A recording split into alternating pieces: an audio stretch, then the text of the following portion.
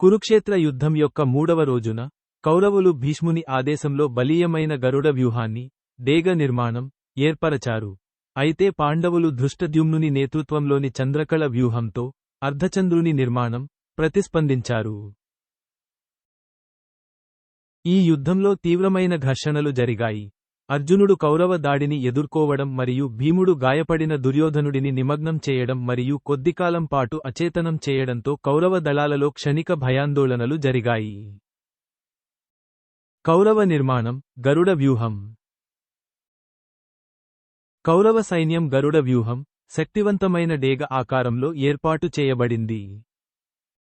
భీష్ముడు, ద్రోణుడు మరియు కృతవర్మ వంటి ఇతర నైపుణ్యం కలిగిన యోధులు కళ్ళు మరియు ఇతర వ్యూహాత్మక స్థానాల వద్ద, నిర్మాణం యొక్క మెడ వద్ద తనను తాను ఉంచుకున్నాడు. పాండవ స్పందన, చంద్రకళ వ్యూహం. పాండవులు చంద్రకళ వ్యూహంగా పిలువబడే అర్ధచంద్రాకార నిర్మాణంతో ప్రతిఘటించారు. అర్జునుడు వ్యూహాత్మకంగా ఎడమ పార్శ్వంలో ఉన్నాడు. సాత్యకి, ద్రౌపది కుమారులు, ఇరావణ మరియు ఘటోత్కచ వంటి ఇతర కీలక యోధులు వివిధ పాయింట్లలో ఉన్నారు. ముఖ్య నిశ్చితార్థాలు. 1. అర్జునుడు వర్సెస్ కౌరవులు. కౌరవులు అర్జునుడిపై కేంద్రీకృత దాడిని ప్రారంభించారు. అతని రథాన్ని బాణాలతో చుట్టుముట్టారు. అయితే అర్జునుడు, కృష్ణుడిని తన రథసారథిగా తీసుకుని, విజయవంతంగా పోరాడి గణనీయమైన నష్టాన్ని కలిగించాడు. 2. భీముడు వర్సెస్ దుర్యోధనుడు. భీముడు దుర్యోధనుడితో భీకర ద్వంద్వ యుద్ధం చేశాడు. అతనిని బాణంతో గాయపరిచి అతని రథం నుండి పడిపోయాడు. మరియు 3.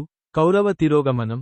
కౌరవ సైన్యం, తమ నాయకుడు దుర్యోధనుడు కుప్పకూలడం చూసి, భయాందోళనకు గురై, అతను చనిపోయాడని నమ్మి కొద్దిసేపు వెనక్కి వెళ్లడం ప్రారంభించింది. మొత్తం ఫలితం. పాండవులు 3వ రోజు ప్రయోజనం పొందారు. వారి నాయకులు నష్టాన్ని కలిగించారు మరియు కౌరవ దళాలకు గణనీయమైన మానసిక దెబ్బను కలిగించారు. భీష్ముడి ప్రారంభ విజయాలు మరియు శక్తివంతమైన గరుడ వ్యూహం ఏర్పడినప్పటికీ, పాండవుల ప్రతిఘటన మరియు భీముడు మరియు అర్జునుడు వంటి వారి యోధుల పరాక్రమం ఊపందుకుంటున్నాయి.